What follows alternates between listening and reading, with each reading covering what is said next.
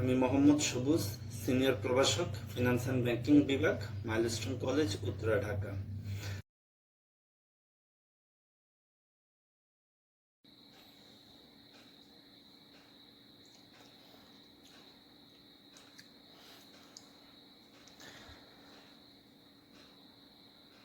Finance and banking বিভাগের আজকের ক্লাসে তোমাদেরকে স্বাগতম। কি সুদের হার কি এবং চক্রবৃদ্ধির সংখ্যা কিভাবে আমরা নির্ণয় করব সেগুলো সম্পর্কে জেনেছি। এ পর্যায়ে আমরা জানব অর্থের সময়মূল্যের ধারণা। অর্থের সময়মূল্যের ধারণা দুটি, এক বর্তমান মূল্য বা প্রেজেন্ট ভ্যালু, যেটাকে আমরা পিবি দ্বারা প্রকাশ করি, আর দুই নম্বর ভবিষ্যৎ মূল্য বা ফিউচার ভ্যালু, যেটাকে আমরা এফবি দ্বারা প্রকাশ করি। এবার আমরা ধারাবাহিকভাবে বর্তমান মূল্য ও ভবিষ্যৎ মূল্য সম্পর্কে আলোচনা করব। প্রথমে বর্তমান মূল্য বা PB, present value. Present value বা বর্তমান মূল্য কাকে বলে? ভবিষ্যতে প্রাপ্য একটি নির্দিষ্ট পরিমাণ অর্থের নির্দিষ্ট সুদের হারে আজকের মূল্যকে বর্তমান মূল্য বলে। বর্তমান মূল্যের অপর নাম বাট্টাকরণ বা ডিসকাউন্টিং। তাহলে বাট্টাকরণ কাকে বলে? বর্তমান মূল্য নির্ণয় করার প্রক্রিয়াকেই বাট্টাকরণ বলে। এখন দেখব আমরা বর্তমান মূল্যের সাথে সুদের হারের সম্পর্ক কিরূপ। বর্তমান মূল্যের সাথে সুদের হারের বিপরীত সম্পর্ক বিদ্যমান, অর্থাৎ সুদের হার যদি বাড়ে তাহলে বর্তমান মূল্যের পরিমাণ কমে, একইভাবে সুদের হার কমলে বর্তমান মূল্যের পরিমাণ বাড়ে। বর্তমান মূল্য সমান সমান সূত্রটা আমরা লিখে নেব। বর্তমান মূল্য সমান সমান যদি বছরে একবার চক্রবৃদ্ধি হয় তাহলে পিবি সমান সমান FB divided by 1 plus I divided by M to the power N into M.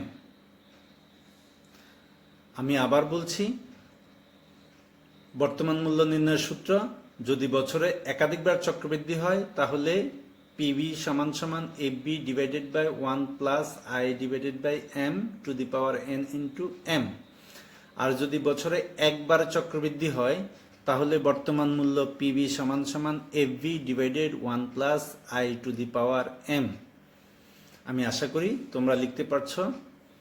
আমি আবার রিপিট করছি দ্বিতীয় সূত্রটা, যদি বছরে একবার চক্রবৃদ্ধি হয় তাহলে বর্তমান মূল্য পিবি সমান সমান FB divided by 1 plus I to the power N. আশা করি সবাই লিখতে পারছো।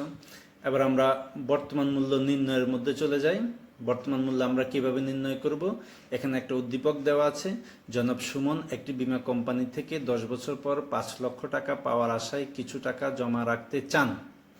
বাট্টা হার 10%। অপরদিকে একই পরিমাণ টাকা রূপালী ব্যাংক তাকে 10% হারে ত্রৈমাসিক চক্রবৃদ্ধি সুদে জমা রাখার প্রস্তাব দিয়েছে। জনাব সুমন কোন প্রস্তাবটি গ্রহণ করবেন তা নিয়ে ভাবছেন। এখন প্রথমেই তোমাকে উদ্দীপকটা ভালো করে পড়তে হবে এবং উদ্দীপকটা বিশ্লেষণ করতে হবে। এখানে দুটি শব্দ হাইলাইট করা আছে, বাট্টা হার এবং ত্রৈমাসিক চক্রবৃদ্ধি। বাট্টা হার বলতে সুদের হারকে বোঝাচ্ছে, আর ত্রৈমাসিক চক্রবৃদ্ধির অর্থ হলো 3 মাস পর পর চক্রবৃদ্ধি হবে। এবার আমরা প্রশ্নতে যাই। প্রথমে বলা হয়েছে অর্থের মূল্য পরিবর্তন হয় কিসের সাথে? সিম্পল উত্তর, সময়ের সাথে সাথে অর্থের মূল্য পরিবর্তন হয়। দ্বিতীয় প্রশ্ন, বিনিয়োগের সুযোগ ব্যয় বলতে কি বোঝায় ব্যাখ্যা করে। ইতিপূর্বে আমরা এটা উদাহরণ সহ আলোচনা করে এসেছি, এখানে আর আলোচনা করার প্রয়োজন নেই। আমরা তারপরে ঘ নম্বর প্রশ্ন দেখব। রূপালী ব্যাংকের শর্ত অনুযায়ী জনাব সুমনের অর্থের বর্তমান মূল্য নির্ণয় করো। সুমন 10 বছর পর 5 লক্ষ টাকা পাবে। রূপালী ব্যাংক তাকে যে শর্ত দিয়েছে সেই শর্ত অনুযায়ী ওই 5 লক্ষ টাকার আজকের মূল্য কত এটা আমাদেরকে নির্ণয় করতে বলেছে, অর্থাৎ বর্তমান মূল্য নির্ণয় করতে বলেছেন।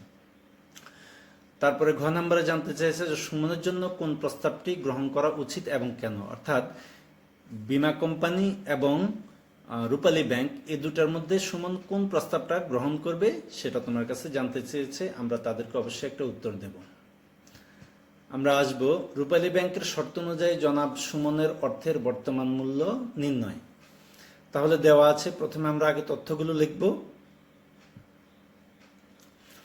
প্রথমেই এফবি সমান সমান 5 লক্ষ টাকা, আই বা সুদের হার সমান সমান 10%। এটাকে দশমিক ভগ্নাংশে পরিণত করলে 100 দিয়ে ভাগ করব, আমরা পাবো 0.10। এন সমান সমান 10 বছর। আর এম বা চক্রবৃদ্ধি সংখ্যা 12 ডিভাইডেড বাই 3, যেহেতু ত্রৈমাসিক চক্রবৃদ্ধি বলেছে, সমান সমান 4 বার। এবার আমরা জানি পিবি সমান সমান FB divided 1 plus I divided by M first bracket close N into M to the power N into M. তাহলে আমরা এফবি 5 লাখ লিখলাম, সূত্রের 1 লিখলাম, আয়ের মান 0.10 ভাগ এম এর মান 4 লিখলাম, তারপরে ফার্স্ট ব্র্যাকেট ক্লোজ আমরা এন এর মান লিখলাম 10 গুণন 4। তারপরে আমরা দেখে দেখে লিখবো, উপরে 5 লাখ আছে, যদিও এখানে 50,000 উঠেছে, এখানে অ্যাকচুয়ালি 5 লাখ হবে। 5 লাখ ভাগ 1, আর এর সাথে আমরা যোগ করেছি 0.10কে 4 দিয়ে ভাগ করে 0.025, অর্থাৎ 1-এর সাথে ওটা যোগ করলে 1.025 পাওয়ার 4 দশে 40। এখন সলিউশন করলে আমরা পাবো 1,86,215.31 টাকা। অর্থাৎ 5 লক্ষ টাকা পাওয়ার জন্য তাকে বর্তমানে 1,86,215.31 টাকা জমা দিতে হবে। এরপরে আমরা ঘ নাম্বার প্রশ্নে আসবো। সেখানে জানতে চাইছে সুমনের জন্য কোন প্রস্তাবটি গ্রহণ করা উচিত তা নির্ণয়। বীমা কোম্পানিতে বর্তমানে কত টাকা জমা দিতে হবে সেটা আমরা নির্ণয় করব, তারপর আমরা একটা সিদ্ধান্ত দিতে পারবো। এখন এখানে এফবি সমান সমান 5 লক্ষ টাকা, আয় সুদের হার সমান সমান 10% ভাঙাইছি 0.10, এরপরে এন সমান সমান 10 বছর, পিবি সমান সমান কত আমরা নির্ণয় করব। এক্ষেত্রে আমরা জানি পিবি সমান সমান FB divided 1 plus I to the power N. আমরা মান লিখেছি, এফবির মান 5 লাখ, সূত্রের 1, আয়ের মান 0.10 পাওয়ার 10 সমান সমান 5 লাখ ডিভাইডেড 1.1 টু দি পাওয়ার 10 সমান সমান 1,92,771.61 টাকা।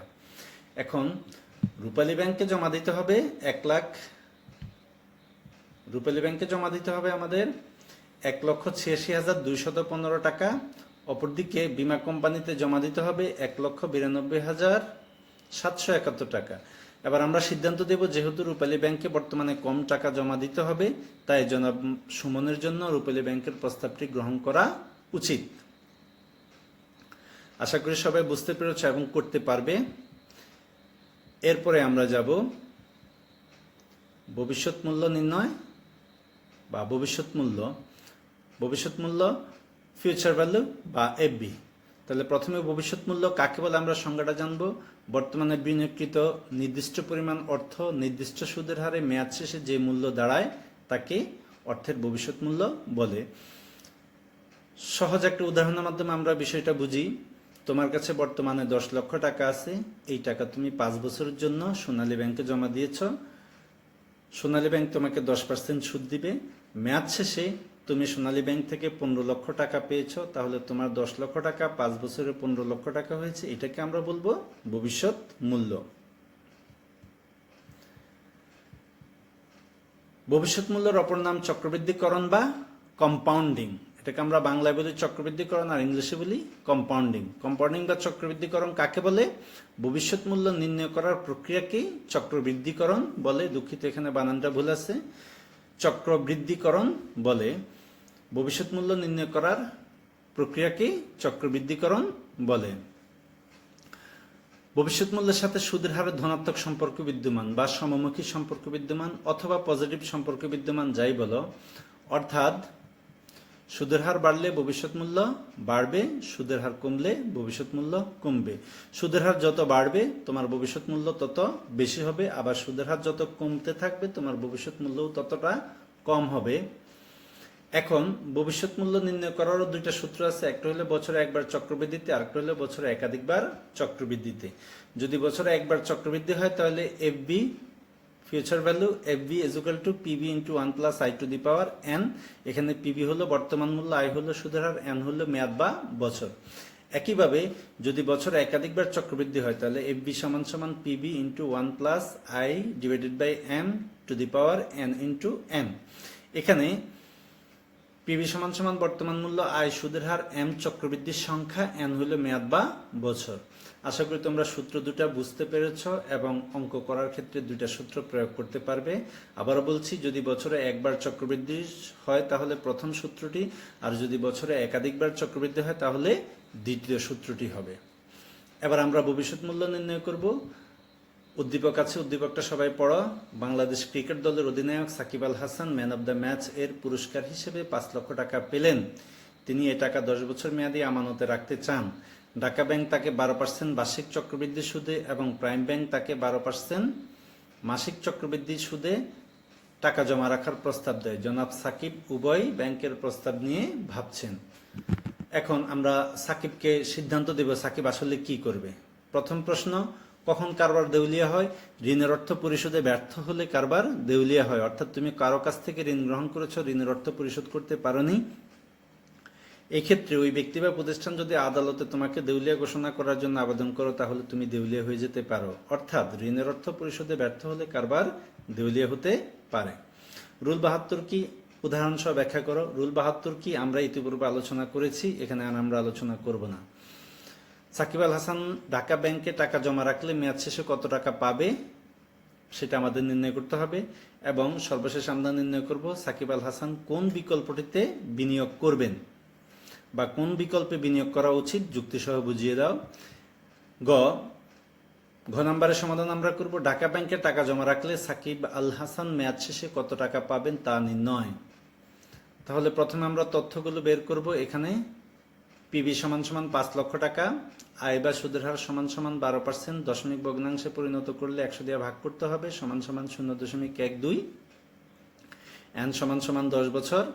তাহলে আমরা জানি এফবি সমান সমান PB into 1 plus I to the power N. পিবির মান আমরা 5 লাখ পেয়েছি, 5 লাখ বসালাম, সূত্রের 1 প্লাস আয়ের মান পেয়েছি 0.12 লিখলাম, টু দি পাওয়ার এন, মেয়াদ 10 বছর লিখলাম।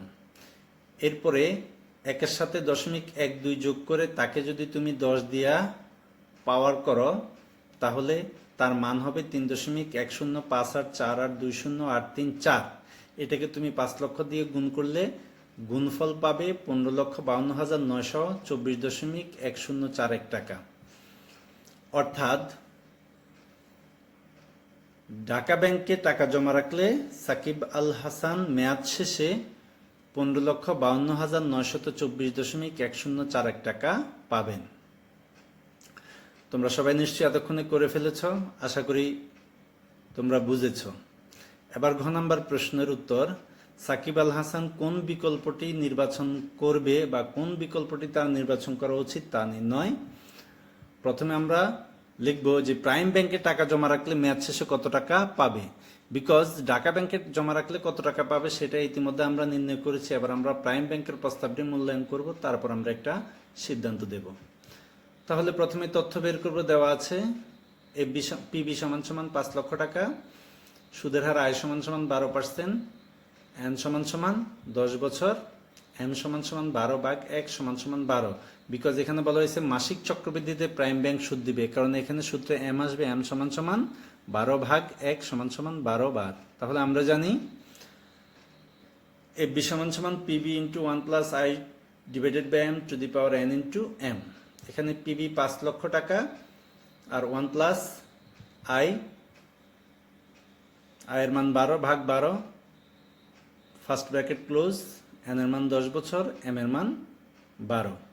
তাহলে 5 লাখের 5 লাখ লিখলাম, 0.12কে 12 দিয়ে ভাগ করে সেটার সাথে 1 যোগ করলে আমরা পাবো 1.01, আর 10 12 120, এনকে এম দিয়ে গুণ করে আমরা পাওয়ার পেলাম 120।